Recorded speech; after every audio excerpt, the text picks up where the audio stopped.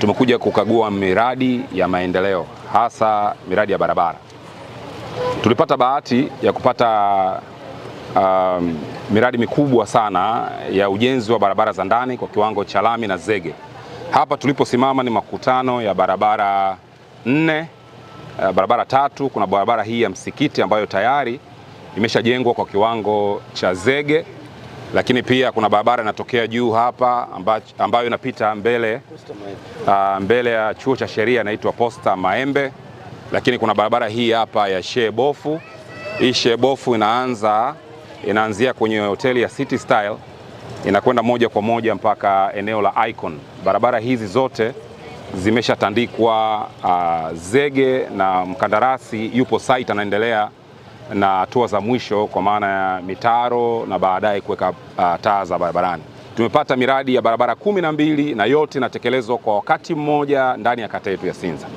Zipo katika hatua tofauti tofauti kama ambavyo tutaona, lakini ni jambo la kuishukuru sana serikali na kumpongeza Mheshimiwa Rais kwa sababu fedha hizi sio zetu, ni fedha kutoka serikali kuu.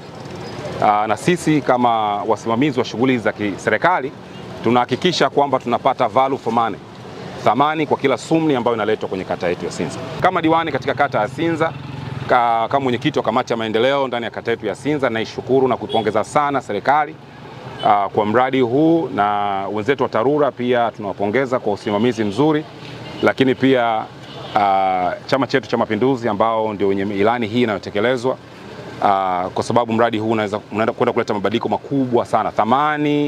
Thamani ya ardhi, thamani ya property value katika eneo letu la Sinza imeshaanza kubadilika kutokana na mradi huu mkubwa ambao unatekelezwa katika eneo letu. Engineer Heri Sanga wanaita mkandarasi mshauri, yani consultant. Kwa hiyo kazi yetu sisi ni kumsimamia mkandarasi katika utekelezaji wa mradi huu. Kwa utekelezaji kwa hapa tulipo, mkandarasi anaitwa Jiangxi, ni Mchina, yuko 42% ya utekelezaji wa mradi huu. Na muda ambao umekwisha kupita mpaka sasa hivi ni 66%. Ana miezi 15 ya utekelezaji. Alitakiwa kuanza tarehe 15 Januari mwaka huu na anatakiwa kumaliza tarehe 15 Aprili mwaka kesho. Kwa hiyo kwa kifupi, haya ndio maendeleo ya mradi hapo tulipo.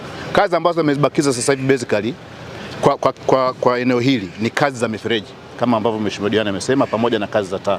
Lakini kuna barabara nyingine ambazo sasa hivi anaendelea nazo kwa maana ya Segesera na Sheikh Bofu tayari. Sheikh Bofu amebakiza kipande kidogo tu kumalizia kule. Segesera na Juma Ikanga, na bado kuna nyingine zinaitwa National Housing, Bunge National Housing kule. Yes, kwa kipande hiki.